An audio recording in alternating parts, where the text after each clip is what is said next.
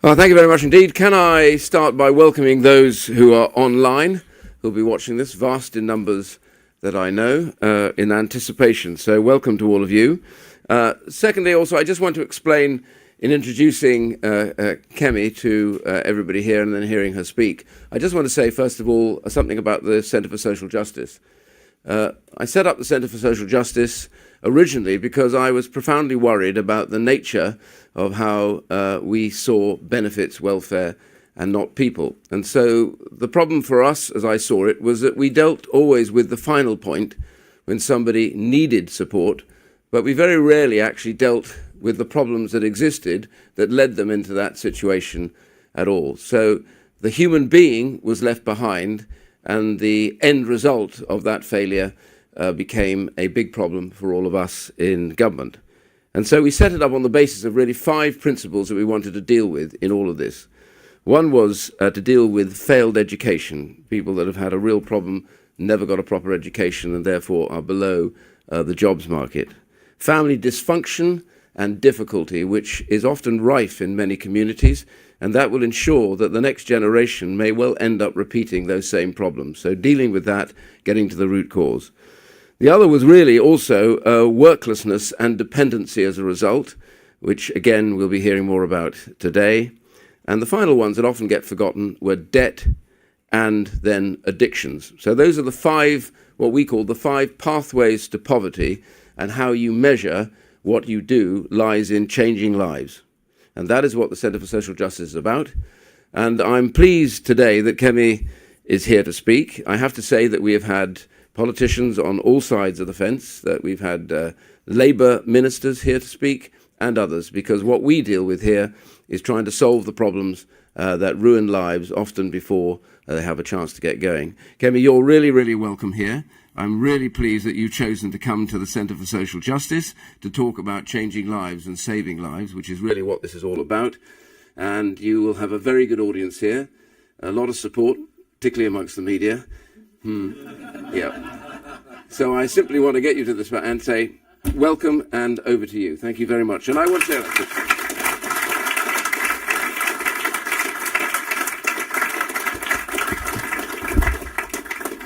Ian, thank you for that wonderful introduction, and thank you, CSJ, for hosting me. I'm delighted to be here.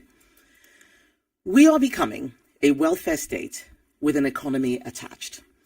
28 million people in Britain are now working to pay the wages and benefits of 28 million others.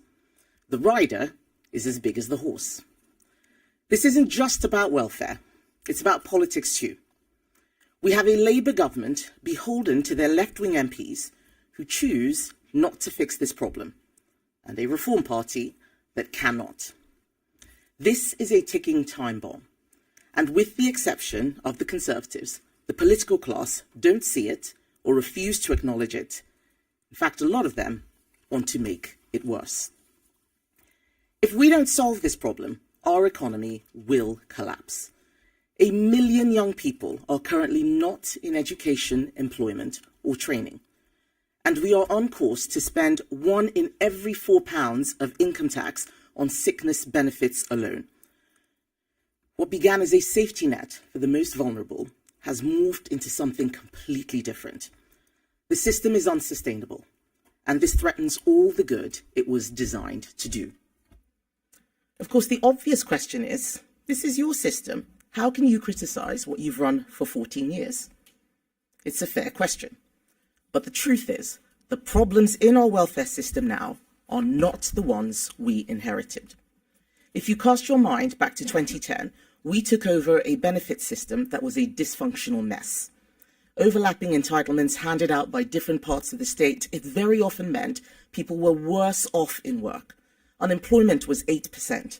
There were queues outside job centres. People up and down the country got up and went to work, while next door, their neighbours' curtains were drawn until noon. So it was against this backdrop that Ian Duncan Smith set up the Centre for Social Justice back in 2004.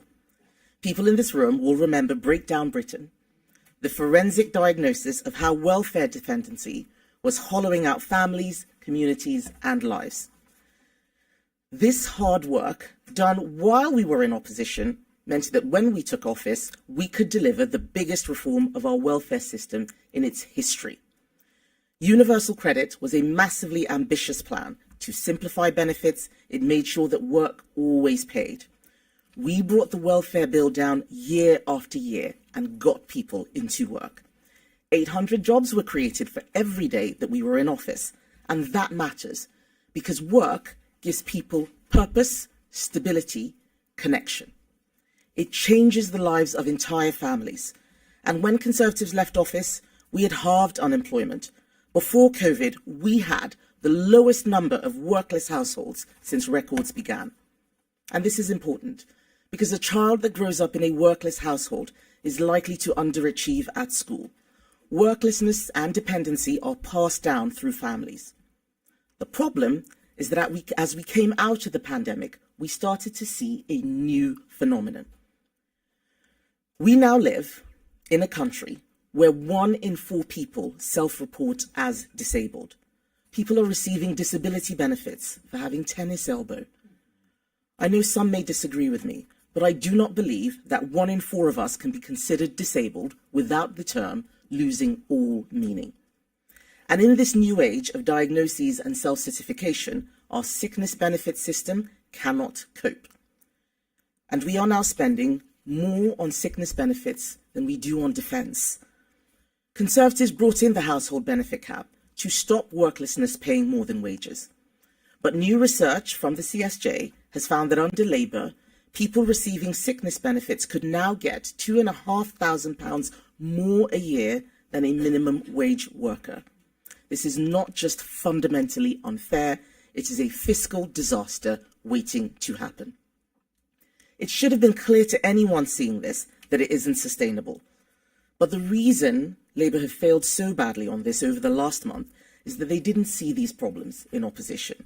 They thought that if Labour ran the country, all of Britain's problems would go away because they think of themselves as nice people. But sanctimony is not a substitute for policy. So when they came into office, they didn't have their version of Breakdown Britain. They had no plan and were completely unprepared for government. They didn't have a Universal Credit 2.0. They didn't tell their backbenchers that they needed to cut welfare. Labour now don't know what they believe. That will be the epitaph of this government. It was only when Rachel Reeves came shaking her bucket outside the DWP, asking for some quick savings to plug the holes in her figures, that in a rush, they tried to tinker with a system that needs wholesale reform. And even if their original bill had passed unamended, it wouldn't have fundamentally fixed anything, because it was a sticking plaster solution. Now, they can't fix it in this Parliament, so for the next 4 years, we are stuck. We are stuck with 3,000 people a day signing on to out-of-work benefits. We're stuck with people getting taxpayer-funded cars for having constipation. The bill will go up to £100 billion on their watch, and that's just sickness benefits. Their economic mismanagement means that every day they are in office, jobs are being lost, and job losses mean more people going on to welfare and fewer people coming off. No doubt, emboldened by their success in forcing Starmer to U-turn last week, Labour's backbench MPs will now be eyeing up even more concessions. We know that there are more tax rises coming in the autumn. That's now been all but confirmed by the Chancellor.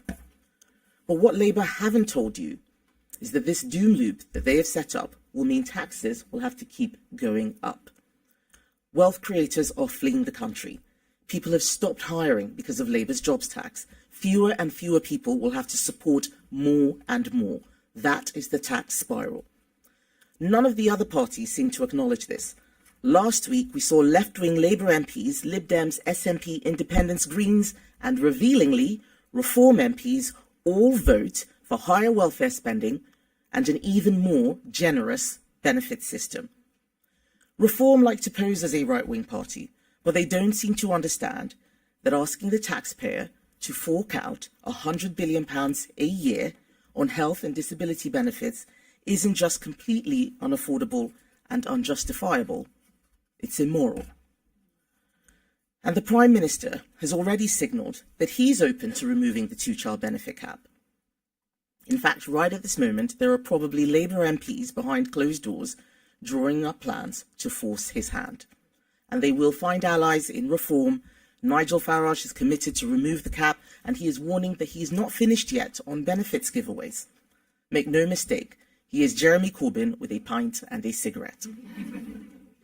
On welfare, he shows his true colours, promising these unaffordable giveaways with no plan to fix the system. I want to be clear why the Conservative government brought in the two-child benefit cap.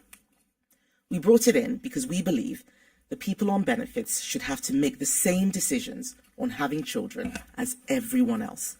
But Labour and Reform MPs don't even understand what the cap does, and they don't care that lifting it would create another £3 billion black hole in our finances.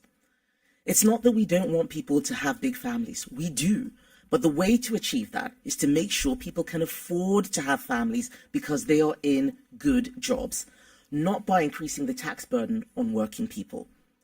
So next week, we're going to put this to a vote in the House of Commons, and you'll see that the Conservatives are now the only party committed to serious welfare reform. We are the only party that is prepared to tell the truth and take the tough decisions to get spending under control. That's the way to bring about real change. Getting the welfare bill down is not an impossible task, but it requires conviction and the courage to make difficult choices. We have to start from our principles. First, who needs and deserves our support? There will always be some people who need help from the state, people who have a really challenging disability, people who have worked and paid into the system for years, but who lose their jobs suddenly through no fault of their own. But we can't afford to be spending £1 billion a month on benefits for foreign nationals. It is not unreasonable to expect someone to have paid in and become a British citizen before they unlock access to sickness benefits. That was a plan we put forward yesterday, a plan that Labour voted down. We also clearly cannot afford to support 1 in 4 people who now classify themselves as disabled. We are going to have to draw a line in the sand about which conditions the state gives out support for. Food intolerances are a medical fact, but they're not something we should be handing out new cars for. This is not a joke, this actually happens. And anxiety and mild depression are real conditions, but that doesn't mean that those suffering should be signed off work courtesy of the taxpayer. The Centre for Social Justice have done some brilliant modelling, showing that if you restricted benefits to those with more severe mental health conditions, you could save up to £9 billion. Think how much good even a fraction of that could do when reinvested into mental health treatment and research, instead of funding people to sit at home. Second, how do you accurately identify those people who you've decided qualify for support? Clearly, our current system of assessment isn't working. Approval rates have soared, and we now have online sickfluencers. I never heard this phrase before, sickfluencers. They are selling people scripts to maximize their scores on assessment. We need to build in proper medical evidence to the system and go back to face-to-face assessments which never recovered after COVID. The Motability scheme is a perfect example of what's going wrong with the current system. It was initially set up to help disabled people get around. Now 90% of its cars now have no adaptations whatsoever. That's not what it was designed for.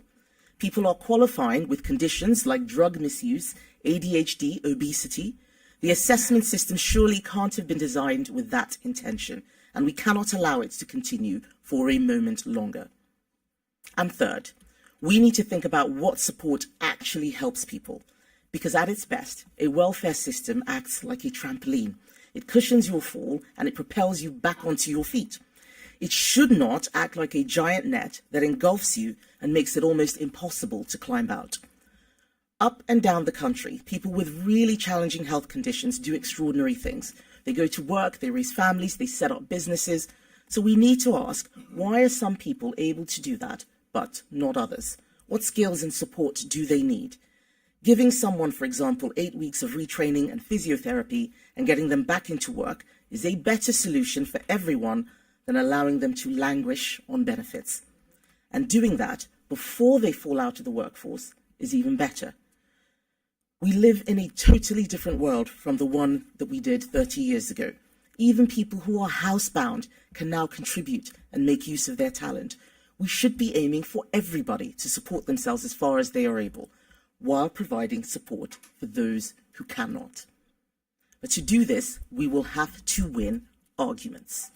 Arguments that too many in politics have forgotten how to make. Like a life of work being better than one dependent on the state. Not just better for society, although we believe that too, but actually better for the soul. That it feels better to contribute and enjoy the freedom that comes with paying your own way. Too many young people are growing up not knowing that. They think that a life on benefits is an alternative to working. They think that isolating themselves at home is okay because starting a job feels daunting. We have to show them a better way. We need to win the argument that an ever more generous welfare budget isn't kind, it's cruel. It locks people out of opportunity. It puts support for those who genuinely need it at risk. Every other party thinks the public want more welfare, but I think people have more common sense than that. I think that they can see the damage it's doing to our country. Britain needs politicians who will tell the truth about the challenges facing the country. That's the only way to get the real change we need.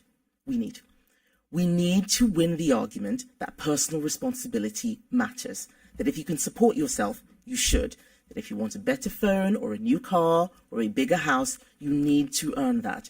You should not expect someone else working hard to pay for yours as well as theirs. And we need to bring back the idea of saving for a rainy day. That's almost lost now. If you think that the state is going to bail you out every time, why would you make sacrifices? Why would you put money away, especially if Rachel Reeves is coming for your savings, your pension, or your family home? And finally, we need to win the argument that the state shouldn't be the first place you go for support, because the state can never do better than what families and communities should do. It is no wonder that our welfare bill is rising in an age when family structures are fraying and the number of people volunteering has fallen off a cliff. We should be backing the makers, rewarding the people getting up every morning, working hard to build our country. This is about getting the welfare bill down, but it's also about what we believe the good life looks like. Freedom, security, optimism. Only the Conservatives will stand up for these values and unlock the talent, dignity, and purpose of millions left behind.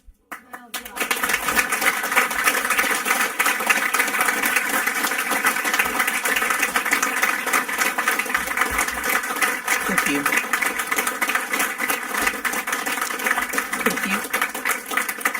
Thank you. I'd like to move on to the media Q&A. And first up is Car Janen from ITV. Thank you very much. You've just criticised the smaller opposition parties for the way that they voted last week. Didn't you vote the same way? I was talking about the reasoned amendment. We voted against the bill, but the reasoned amendment was actually for more benefits. They did the same thing yesterday, actually. We had amendments to tighten up the welfare system, and they were voting against that. They want more benefits. We are the only party. That is serious about Britain living within its means and getting that welfare budget down. Rob Powell from Sky. Thank you. You've argued today that the country is at risk of becoming a welfare state with an economy attached. The biggest part of the welfare budget is obviously the state pension. The OBR said this week that in the long run that's unsustainable. So in the spirit of living within our means and being a politician that tells the truth, do you agree and should it be reviewed? We need to look at where the money is going. The immediate problem we can fix right now is around working age benefits. Those pensions are not working age benefits. If we get more people into work, that will help solve the general problem of growth. There are too many people who are out of work. We are bringing in more people from abroad, which is straining the system. That's where we need to start. And that's why we're focused on looking at what we can do to bring down health and disability benefits, which currently are more than what we spend on defence. The triple lock is Conservative policy. We brought in that policy. Right now, we think that the area to focus on is health and disability benefits. There are too many people out of work. We have 28 million people working to support another 28 million who are out of work or in the public sector. Those numbers have to change. Getting people into work is what Conservatives are about. It is what we did before. We reduced the number of workless households to record lows, and that started climbing up again after COVID. Now we are seeing 3,000 people a day claiming out of work sickness benefits. That's just under Labour. That's 1,000 more than it was a year ago. This is crazy. That's the first place to start fixing things. Evan Murray, BBC. Hi there. You've lost your second former cabinet minister in less than a week.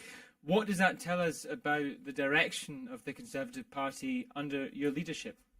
What it tells people is what I'm saying in this speech, that the Conservative Party is the only party that wants to live within its means. And if there are people who want more welfare and higher taxes and more spend, they are very welcome to go to those parties that are offering that.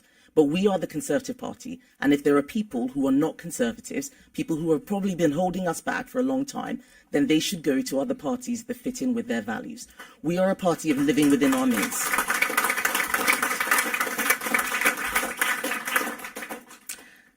Chris Hope, GB News. Chris Hope, GB News. The benefits bill spiraled on your government's watch, didn't it, Kemi Badenoch?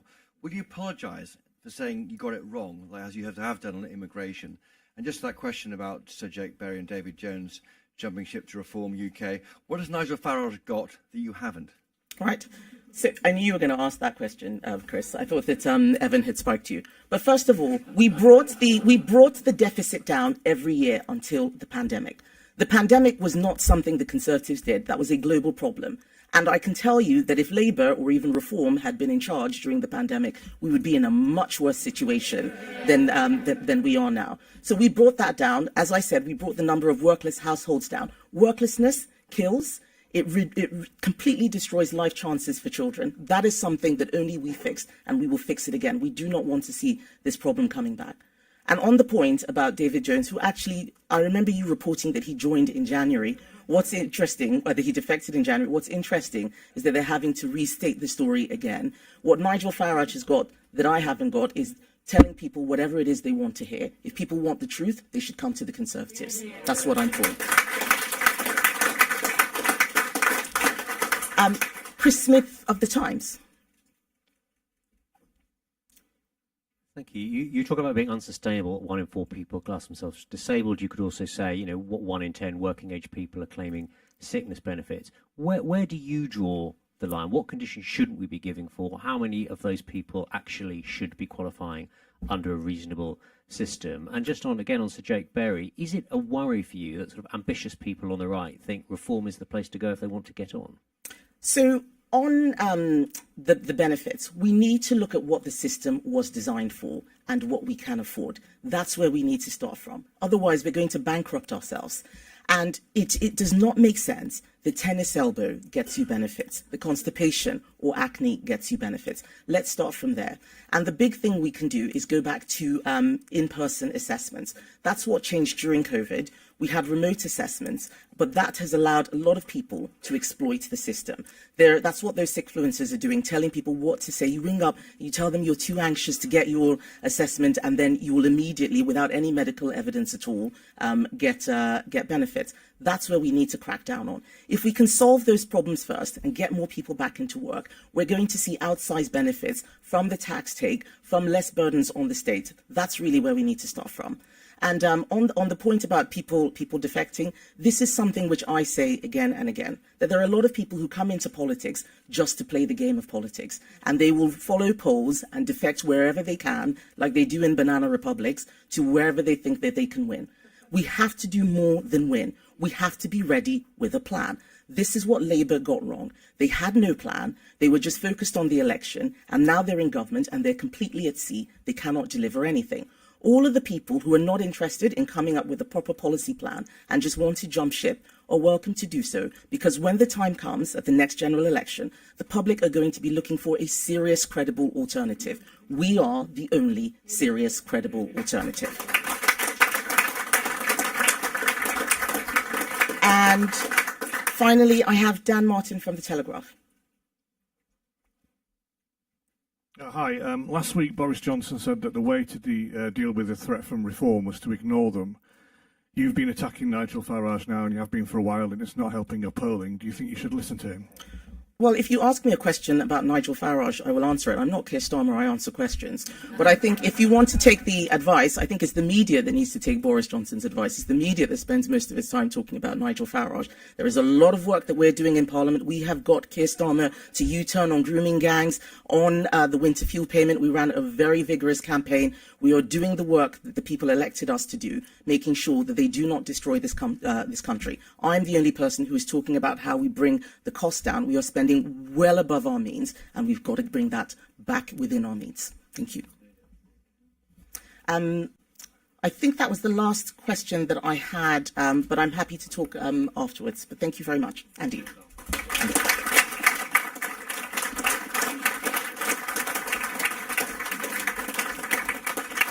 Okay, we're just going to shift the chairs around. We're going to have a little bit of a poor man's Parkinson's interview with you here now and open up for questions. So give us 2 minutes and we'll change the chairs around. Thank you.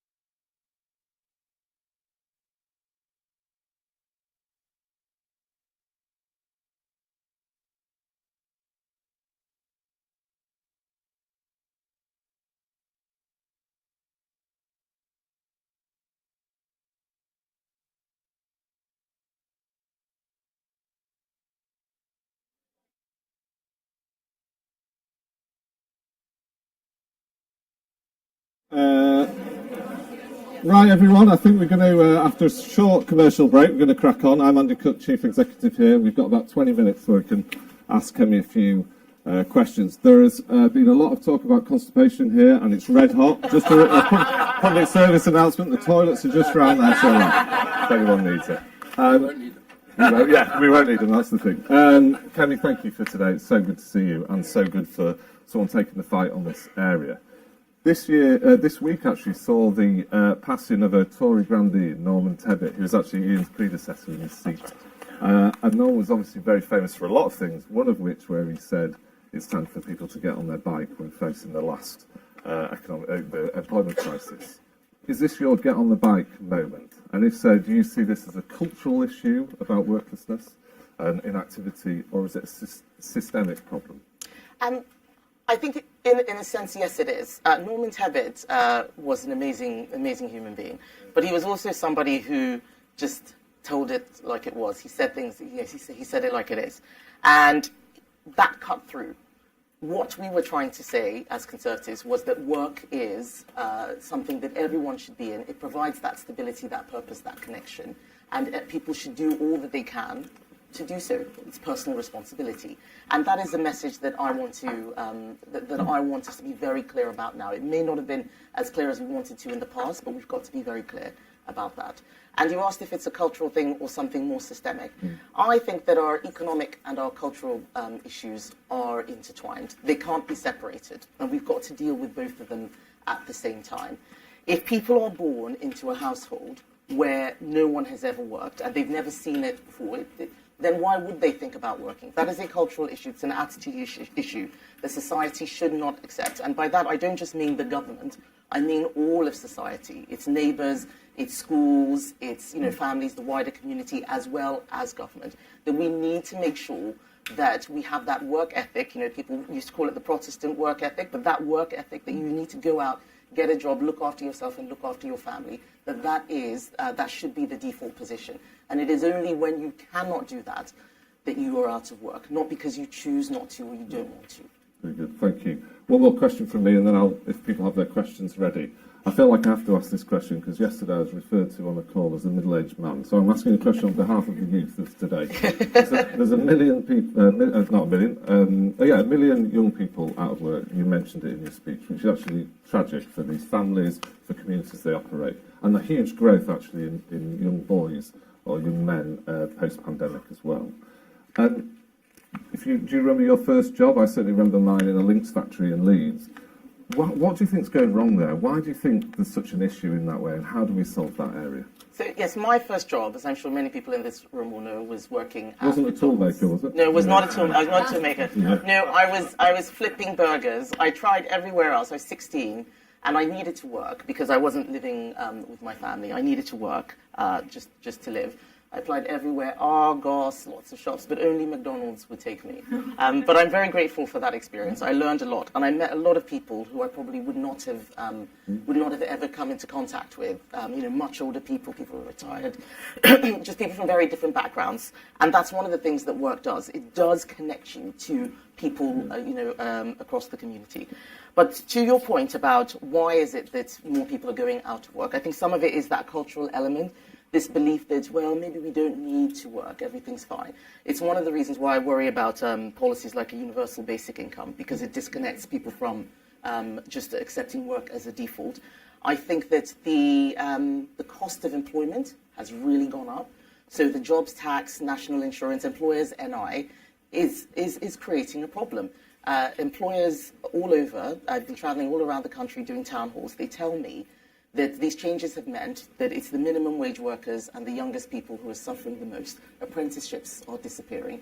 You cannot, if you want to fix the economy, go after the people who create jobs. It's the worst place to start. And I think that is having a particular effect on youth unemployment in a way that we never used to have before. That was a problem that Italy and Southern European countries had. We had many young people from there coming here to find work. We are now recreating that problem.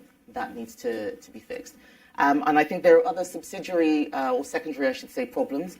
The courses that graduates are doing, we've seen research that people are taking courses that don't actually help them into the workplace, and they come out with a lot of student debt. The issue around mental health conditions and people just being afraid or daunted by going out there. This world where we are, we're all online and, people spend more time on their phone than they do interacting with other people. I think all of those things are having an impact. And that's why we have policies around, banning, smartphones from schools, looking at what we can do around social media so that people can stay connected to the real world and not just go virtual. Very good, thank you. Right, I'd like to go to the floor to ask a few questions. We'll start here. If you introduce yourself briefly and... We're a charity that supports offenders getting into work because we know the number one thing that causes them to reoffend is when they're out of work and out of stability, which obviously leads to them being on benefits longer, and also if they reoffend, a further impact to our economy. The biggest challenge we have, though, is corporate Britain is not accepting these guys into work. How can we change that? What can we do to make these big corporations open their doors to this vast population of men and women? So I think this is an excellent question. We need to make sure that there is a way for people to be rehabilitated, and work is one of those.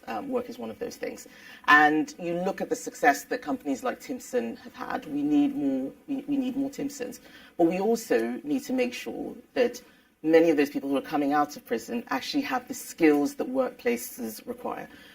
It's a risk taking on an ex-offender, and we need to also acknowledge that corporations need to mitigate that risk in some way. We can't just expect them just to take on the risk on its own. So making sure that people are skilled up, making sure that we have the tools in place to stop reoffending, making sure that corporations actually understand the benefits that they can get, but also actually making sure that the jobs are there in the first place. If the corporations aren't hiring the people who aren't ex-offenders, it's going to be even harder to deal with to get the ex-offenders into work. So it's all connected. It's all systemic. Let's start with actually making sure that the jobs are there. Let's not immediately rush to bring people from outside the country to fill jobs that perhaps rehabilitated offenders can fill as well. Very good. Questions over here. I think we've got some right at the back corner there, sneaking. We'll take two at once now. I wasn't meaning you, but you go for it, and then we'll go after you. Hi, I'm Felix from the charity Children Heard and Seen. You mentioned in your speech about Labour choosing not to fix problems. 12 months ago, the Labour government made a welcome and groundbreaking commitment to, in their manifesto, to identify and support children who have a parent in prison, and that's what Children Heard and Seen does. Currently, there's no statutory support for these children, despite the well-documented welfare harms that a parent going to prison can have. And that contributes, obviously, to what you mentioned about 1 million young people not being in education or employment. The work we do has shown the life-changing impact that simple, targeted emotional support can have on education and employment outcomes for young people. Are you and the Conservative Party able to hold the government to account on their commitment to ensure that children with a parent in prison get the support they need to break this cycle of intergenerational harm? Thank you. So I haven't seen your report, but it sounds like a very good. It sounds like a very good way to help stem some of these issues. If a government or if a party makes promises before an election, they do need to keep to them. If they don't, those are the things that break trust in politics. A lot of people are very disillusioned with politics and going to protest parties because of broken promises. There are things that we did, and I do acknowledge that, which we said we would do. The things we said, which we didn't do, and that creates some of that apathy. So yes, I'd be delighted to hold them to account on their promises and also to read the report. I do think that the family you're born into is probably the biggest determinant of where you're going to end up in life. So we want more strong, stable families. Those interested on those subjects, we are launching a paper on Monday that looks at the pupil premium, which makes no account of that kind of issue as well. Back corner, yeah. Hi, I'm Evan John. I'm from the national disability charity Sense. So you've painted a picture of a welfare system that is really easy to access, but I think many disabled people would find this is utterly divorced from the reality they face on a day-to-day basis. Our research has shown that 50% of disabled people with complex needs who go through benefits assessment find it humiliating. So what are you going to do to make sure that disabled people don't feel like criminals while trying to access the support that helps them to lead independent lives and often enables them to work? Well, I think those two problems are intertwined. If you have many people who shouldn't be claiming benefits using the system, that means that there are fewer resources for those who actually need to use the system. So let's start there. If you have a support worker who has to deal with a much bigger caseload, it's going to be harder for them to support those people who can't help themselves. That's where I would start in terms of dealing with that problem. We know that the system is not easy for those with the most challenging disabilities. But right now, we are seeing a huge increase in the number of people claiming benefits for low-level conditions. That cannot be helping. We've got to sort that out as well. Do you think, Kemi, as part of that, you would think about splitting the difference between mental health conditions and physical ill health conditions as part of the welfare? I think so. We understandably had a lot of pressure to look at mental health as in the same way as we look at physical health. But what we're seeing is that nothing's improved. Things have not improved. In fact, they're getting worse, and there's more pressure on the system. And I don't think there was anything wrong in testing out that hypothesis. But we have to be able to say, we've tried this, it's not working, let's do something different. One of the problems in politics is this belief that because something is in place, it must never be touched, and all we can do is add more and more. We need to start talking about reform of the system. The problems we have in 2025 are very different from the problems we saw and fixed between 2010 and 2019. So what we're going to do with our time in opposition is actually have this policy renewal program where we're looking at everything fresh. We're not trying to recreate the past or go back to what used to be. We need to start focusing on the future. There are many other parties who think that they can go back to what used to be. That's never happened before. We've got to start talking about what young people can have for the future. How do we deal with the future of work when AI is coming? There was a really great op-ed by James Kanagasorian in the Times today that AI can do to what we call white-collar jobs, what a lot of the information age did to blue-collar jobs. We've got to fix that. We cannot have a situation where fewer and fewer people are in work and making the money and getting the benefits, and a larger cohort of people are unable to access work. And that's one of the things that our policy renewal programme will be looking at. Thank you. Further questions? There's a hand right at the back there, sorry. Hello, I'm Anne Fennell from Mothers at Home Matter. Nearly half of all families are on universal credit, and these are working families. And this is mainly because our tax system doesn't support the family in any way. There is no acknowledgement of any dependence on an income. So it's better to be on two lower incomes and claim credit, and it's better in some cases to be apart than to be together. And you talked about stable families. How will the Conservatives address this and support families, and particularly at a time when some women want to take time away to look after their families, but it's become so difficult because of our tax system and because there's no support? I think that the last point you've made, that because of the tax system, is quite right. And the tax system creates lots of perverse outcomes. We do need to look at that.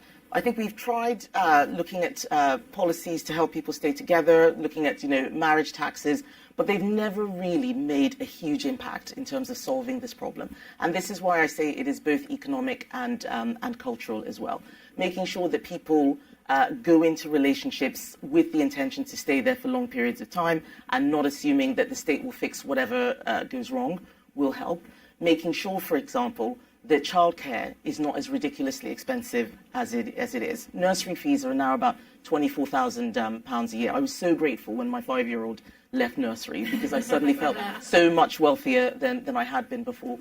It's very expensive, even with the support that we brought in, 30 hours free childcare. This was a Conservative policy. We need to look again at how we encourage more providers to spring up. That will help those women who do want to go into the workplace. It'll make it cheaper for those who just want to use it for a shorter period of time. But I think we need to look beyond the tax system as well. And this is an area where I think, just as an entire political class, we have got rusty at talking about family.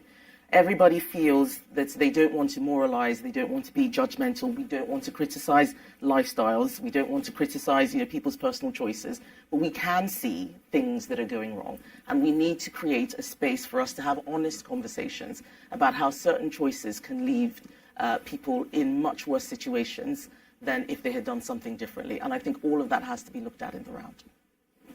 Very good. I've got time for one more question I'm hearing in my ear, okay, from the back. Anyone want to go for the final question? If not, I've got one. Matthew at the back. Yeah, one of the main gateways, it seems to me, in terms of entrance into the welfare space is through GPs. CSJ recently did some polling that suggested 83% of GPs think that medical health in particular is being over-medicalised. I wondered, one, whether you would agree with them. It feels to me, in terms of some of the comments about less serious mental health situations are being over-medicalised. And the second part of that question is, do you think GPs are best placed to be those gateways in terms of fit notes and things like that? There's a big shout on this side of the room. I'm not in a position to make that judgment. I don't know enough about how GPs work to be able to say so. But I think if GPs are saying that there is over-medicalisation taking place, then we should listen to them. They will know what they are talking about. Something clearly is happening where we're just seeing a huge increase in demand for so many sort of levels of support, and we can't afford it. So we have to structure our economy and our safety net, our welfare system, according to our means. And we are willing, as Conservative Party, to look at every potential solution in order to bring those costs down and make sure people have the right support, but also that those who are in the system who shouldn't be are taken out. That is where our growth will come from. That will help solve our productivity problem. We have a productivity problem in the UK compared to many other countries. We need to look at getting lots of people who are off work back into work, and many things after that will fix themselves.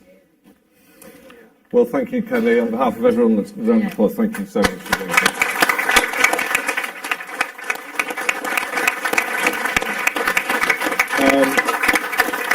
That concludes it then. For those that want an ice lolly, we do have a freezer full of them if the staff are eaten. And thank you again to you for being here, Kemi. Thank you. Thanks.